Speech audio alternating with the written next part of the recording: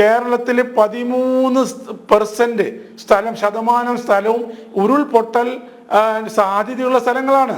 ഇതുവരെ കേരളത്തിന്റെ ചരിത്രം എടുത്തു കഴിഞ്ഞാൽ 5250ഓളം ഉരുൾപൊട്ടൽ നടന്നു കഴിഞ്ഞു. എന്നിട്ടും ഈ പറഞ്ഞ land slide monitoring and early warning system എന്ന് പറയുന്നത് ആർട്ടിഫിഷ്യൽ ഇന്റലിജൻസ് വെച്ച് നടക്കുന്നതാണ്. അത് വളരെ ഇഫക്റ്റീവാണ്. ഇന്ത്യയിൽ മാത്രമേ ഉള്ളൂ എന്നുള്ളതാണ്.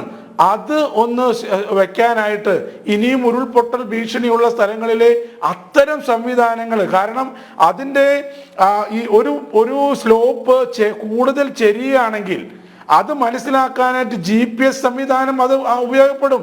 ഗ്ലോബൽ പൊസിഷനിങ് സിസ്റ്റം അനുസരിച്ചാണ് ആ ചെരിവ് കൂടുതൽ ചെരിയുന്നുണ്ടോ, എന്തെങ്കിലും അപകടം സംഭവിക്കാൻ പോകുന്നുണ്ടോ, പോർ വാട്ടർ പ്രഷർ, അതായത് നമുക്കറിയാം ഈ മണ്ണിലെ സുഷിരങ്ങളിലെ വെള്ളം വരുന്നതിൻ്റെ പ്രഷർ കണ്ടുപിടിക്കും.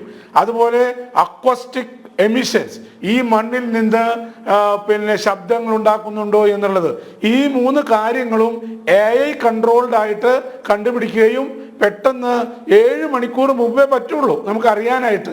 എന്നിരുന്നാൽ പോലും ഈ മരണസംഖ്യ നമുക്ക് കുറയ്ക്കാൻ സാധിക്കും. ഇപ്പോൾ മരണത്തിൽ നിന്ന് രക്ഷപ്പെട്ട ആളുകൾ പറഞ്ഞ കുറേ കാര്യങ്ങളുണ്ട്. ഒന്ന്, അവർ വലിയ ശബ്ദം കേട്ടു, അവർക്കൊരു മണമുണ്ടായി, ഒരു പ്രത്യേക തരം മണം വന്നു. അതുപോലെ തന്നെ അവരുടെ വീട്ടിൽ വളർത്തുന്ന ജീവജാലങ്ങൾ വെപ്രാളത്തോടെ കയറ് പൊട്ടിക്കാൻ ശ്രമിച്ചു. അതുപോലെ തന്നെ പുതിയ പുതിയ വിള്ളലുകൾ രൂപപ്പെട്ടു. ഇതൊക്കെ നമുക്ക് ക്രോഡീകരിച്ചുകൊണ്ട് ഇനി പുതിയ സ്ഥലത്ത് ഇത് ഉരുൾപൊട്ടാതിരിക്കാൻ വേണ്ടി പരിശ്രമിക്കാവുന്നതാണ്. അതുപോലെ തന്നെയാണ് ഏറ്റവും പ്രധാനപ്പെട്ടത് മേഘവിസ്ഫോടനവും അതുപോലെ തന്നെ ഈ കുംഭാരമേഘം കൊണ്ടുണ്ടാകുന്ന നമ്മുടെ പ്രളയങ്ങൾ, നിമിഷപ്രളയങ്ങൾ, അത് കേരളത്തിൽ നിരന്തരമായിക്കൊണ്ടിരിക്കുകയാണ്. അത് തടയാനായിട്ട് ഇന്ത്യയിലെ 6-7 സംസ്ഥാനങ്ങളിലെ X band polarimetric Doppler weather radar സ്ഥാപിച്ചിട്ടുണ്ട്. ഈ കേരളത്തിൽ എന്താ സ്ഥാപിക്കാത്തത്? കേന്ദ്രത്തോട് അതിനോട് ചോദിക്കാത്തത് എന്താണ്? അപ്പോൾ ഇതൊരു ശാസ്ത്രീയമായിട്ടൊരു വിശകലനമോ, ഇപ്പൊ നേരത്തെ പറഞ്ഞതുപോലെ വിജയകുമാർ സാർ പറഞ്ഞതുപോലെ ഇവിടെ ഒരു സയന്റിഫിക് കമ്മിറ്റീനെ അപ്പോയിന്റ് ചെയ്യണം. നമുക്കറിയാം നമ്മുടെ ഏതെങ്കിലും ട്രെയിൻ ആക്സിഡന്റോ പ്ലെയിൻ ആക്സിഡന്റോ ഒക്കെ ഉണ്ടായി കഴിയുമ്പോൾ അപ്പോൾ ഒരു അന്വേഷണ കമ്മിറ്റീനെ വെക്കും. ഇവിടെ എന്താ അന്വേഷണ കമ്മിറ്റീനെ വെക്കാത്ത? എന്താണ് സംഭവിച്ചത്? ഇത്തരത്തിലെ ഒരു ലാൻഡ് സ്ലൈഡ് ഉണ്ടായതിന് എന്താണ് കാരണം? ഇതറിയണ്ടേ? ഇനി നാളെ ഇപ്പൊ 500ഓളം ആളുകൾ മണ്ണിന്റെ അടിയിൽ പോയി കഴിഞ്ഞു. ഇനിയും വേറൊരു സ്ഥലം, കാരണം ഇത് നിരന്തരമായി ദുരിതാശ്വാസ ക്യാമ്പ് ഉണ്ടാക്കുക, അവിടെ പ്രവർത്തിക്കുക, അവിടെ വിതരണം ചെയ്യുക, അടുത്ത തെരഞ്ഞെടുപ്പ് വരും, വീണ്ടും അതിന് ഗുണം ചെയ്യുക, ഇങ്ങനെയായിട്ട് പോകുന്നല്ലാതെ അടുത്ത ഒരു ദുരിതം അല്ലെങ്കിൽ ദുരന്തം ഉണ്ടാകാതെ നോക്കാനായിട്ട് ഈ സർക്കാരിന് എന്തുകൊണ്ട് ശാസ്ത്രീയമായി ഒരു പരിഗണന വരാത്തത്? അപ്പോൾ അത് ജനങ്ങളോടുള്ള ഒരു വെല്ലുവിളിയാണ്. ജനങ്ങളുടെ ബോധവൽക്കരണമൊക്കെ നമുക്കറിയാം, ഇപ്പം എല്ലാവരും കണ്ടു കഴിഞ്ഞതാ. നമുക്ക് ഓക്കി ദുരന്തമുണ്ടായപ്പോഴും സുനാമി ഉണ്ടായപ്പോഴും പ്രളയം ഉണ്ടായപ്പോഴും ഒക്കെ നമ്മൾ കണ്ടതാ. ഇവിടെ പ്രശ്നം നമുക്കറിയാലോ, ഇതൊക്കെ ഈ പറഞ്ഞ ഈ പ്രളയത്തിനും അമിത്ഷാ രാജ്യസഭയിൽ പറഞ്ഞതുപോലെ 20 സെന്റിമീറ്ററിലധികം മഴ പെയ്യാൻ പോകുന്നു, പ്രളയ സാധ്യതയുണ്ട്, ഉരുൾപൊട്ടൽ സാധ്യതയുണ്ട്. അങ്ങനെ പറഞ്ഞാൽ എന്താ ചെയ്യണ്ടേ എന്ന് ഈ കേരളത്തിലെ സർക്കാരിനോട് പറഞ്ഞു കൊടുക്കണോ? എന്താ ചെയ്യണ്ടേന്ന് ഇവിടെ ആലോചിച്ച് തീരുമാനം എടുക്കണം.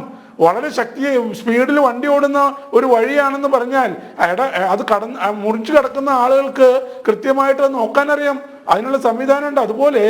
അതുപോലെ തന്നെയാണ് ഒരു പ്രശ്നത്തെക്കുറിച്ച് കേന്ദ്രം പറയുമ്പോൾ അത് മനസ്സിലാക്കാനായിട്ട് ഒരു ശാസ്ത്ര ബോഡി ഉണ്ടാകണം. ഇവിടെ പണ്ടത്തെ മുഖ്യമന്ത്രിമാർക്കൊക്കെ ശാസ്ത്ര ഉപദേഷ്ടാക്കൾ ഉണ്ടായിരുന്നു, ഇപ്പോൾ ഉണ്ടോ എന്ന് തന്നെ അറിയില്ല. എന്നിരുന്നാലും അവരൊക്കെ കുറച്ചുകൂടിയൊക്കെ ഇത്തരത്തിലുള്ള ഇത് വരുമ്പോൾ, ഇങ്ങനെയുള്ള കാര്യങ്ങൾ സംസ്ഥാനത്തിൻ്റെ കേന്ദ്രത്തിൻ്റെ ഇവിടുന്ന് വരുമ്പോൾ അത് മനസ്സിലാക്കാനുള്ള കപ്പാസിറ്റി ഉണ്ടാകണം, അതിനുള്ള പരിഹാര നിർദ്ദേശങ്ങൾ ഉണ്ടാകണം. ഇത് അവോയ്ഡ് ചെയ്യാനായിട്ട് എന്ത് ചെയ്യണം എന്നുള്ളത്, അല്ലാതെ കേന്ദ്രത്തെ പഴി പറഞ്ഞുകൊണ്ട് എത്ര നാൾ ഇതിങ്ങനെ മുന്നോട്ട് പോകും, എത്ര ആളുകളുടെ ജീവിതം ബലി കൊടുക്കേണ്ടി വരും എന്ന് മാത്രം ആലോചിച്ചിട്ടാണ് എനിക്ക് സങ്കടം. ഡോക്ടർ CM ജോയി, അതാണ് കാരണം. ഈ മുൻകരുതൽ എടുക്കണം, മുന്നറിയിപ്പുകൾ അത് കൃത്യമായി പരിഗണിക്കണം, മുൻകരുതൽ എടുക്കണം. അതിന് ഉള്ള കഴിവ് അല്ലെങ്കിൽ പ്രാപ്തി ഇനിയും നമ്മുടെ ഭരണകൂടത്തിന് ഉണ്ടായിട്ടില്ലെങ്കിൽ ഒരുപാട് ജീവനുകൾ ഇങ്ങനെ ബലി കൊടുക്കപ്പെടും. ഒരു കുടുംബത്തിലൊക്കെ ഒരാൾ ബാക്കിയായ ആ ഒരു വ്യക്തിയുടെ ഇനിയുള്ള അങ്ങോട്ടുള്ള ജീവിതം എന്തായിരിക്കുമെന്നൊക്കെ ഒരുപക്ഷെ അങ്ങനെ ചിന്തിച്ചു പോവുകയാണ്.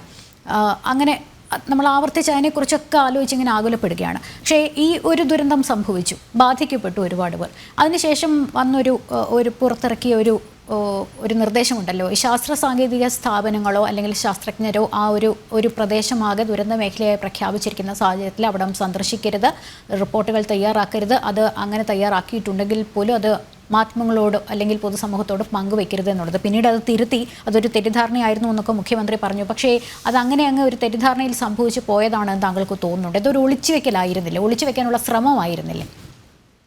ഒരിക്കലും അത് തെറ്റിദ്ധാരണയായിരുന്നില്ല. ആരോടും പറയാതെ disaster management secretary, science and ടെക്നോളജിയുടെ സെക്രട്ടറിക്ക് അങ്ങനെ ഒരു നിർദ്ദേശം കൊടുക്കുമോ?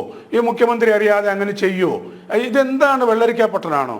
ഒരു തോന്നിയ തരത്തിൽ ഓരോ ഓർഡർ ഇറക്കുക, അടുത്ത ദിവസം ചീഫ് സെക്രട്ടറി.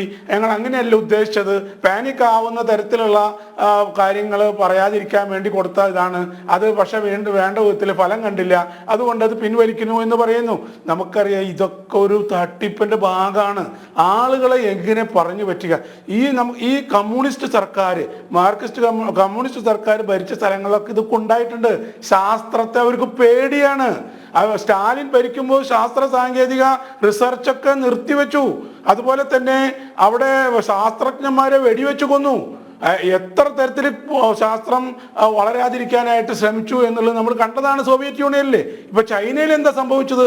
ചൈനയിൽ ഇതുപോലെ COVID-19 വന്നു കഴിഞ്ഞപ്പോൾ അത് വുഹാനിൽ നിന്നാണ് അത് ഉണ്ടായത് എന്ന് പറഞ്ഞ ഡോക്ടർമാരെയും അവിടുത്തെ ആ വിദഗ്ധരെയും എത്രയേറെ പീഡിപ്പിച്ചു എന്നുള്ളത് നമ്മൾ വാർത്ത വായിച്ചതാണ്.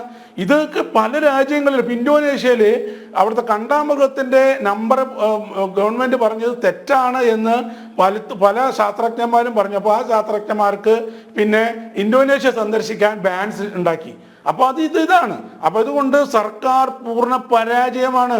ഈ ആളുകളെ സംരക്ഷിക്കുന്നതിലും ആളുകൾക്ക് വേണ്ട പരിരക്ഷ കൊടുക്കുന്നതിലും ശാസ്ത്രീയമായി കാര്യങ്ങൾ കൈകാര്യം ചെയ്യുന്നതിലും പരാജയമാണ് എന്ന് മറച്ചു വെക്കാൻ വേണ്ടിയിട്ടുള്ള ഒരു ഓർഡറാണ് എന്ന് ശാസ്ത്ര സമൂഹം തിരിച്ചറിഞ്ഞു കഴിഞ്ഞു.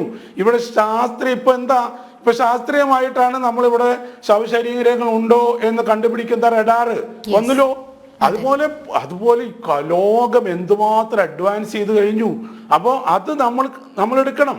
നമ്മളത് കണക്കിലെടുത്ത് അത് മനസ്സിലാക്കി നമ്മുടെ ഈ കൊച്ചു കേരളം, സുന്ദര കേരളം, ആളുകൾ സേഫായിട്ടിരിക്കാനുള്ള തരത്തിലെ കാര്യങ്ങൾ കൊണ്ടുപോകാൻ സർക്കാർ പരിശ്രമിക്കണം. ശാസ്ത്രം വേണം, അതൊരിക്കലും നിരോധിക്കരുത് എന്ന് മാത്രം അഭ്യർത്ഥിക്കുകയാണ്.